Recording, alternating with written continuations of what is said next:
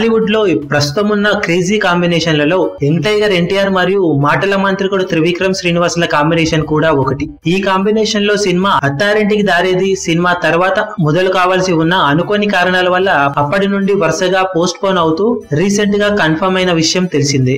కానీ అనుకోకుండా రీసెంట్ గా ఈ ప్రాజెక్ట్ క్యాన్సిల్ అయిందని, ఈ ప్రాజెక్ట్ ప్లేస్ లో రాజమౌళితో ఎన్టీఆర్ సినిమా ఉండబోతుందని వార్తలు ప్రచారంలోకి వచ్చాయి. కానీ రీసెంట్ గా ఫిల్మ్ఫేర్ అవార్డుల వేడుకల్లో ఎన్టీఆర్ ఈ విషయంపై మాట్లాడినట్లు అక్కడి వారు చెబుతున్నారు.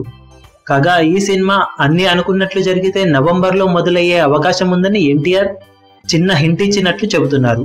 మరి ఈ వార్తల్లో ఎంతవరకు నిజముందో తెలియదు, కానీ వీళ్ళ కాంబినేషన్ లో సినిమా అంటే మాత్రం అది క్లాస్ కి మాస్ కి ఆకట్టుకునే విధంగా ఉంటుందని, బాక్సాఫీస్ దద్దరిల్లడం ఖాయమని విశ్లేషకులు అంచనా వేస్తున్నారు. మరి అన్ని అనుకున్నట్లు జరిగి ఈ కాంబినేషన్ సెట్ అవుతుందో లేదో తెలియాలి అంటే కొన్ని రోజుల వరకు ఆగాల్సిందే.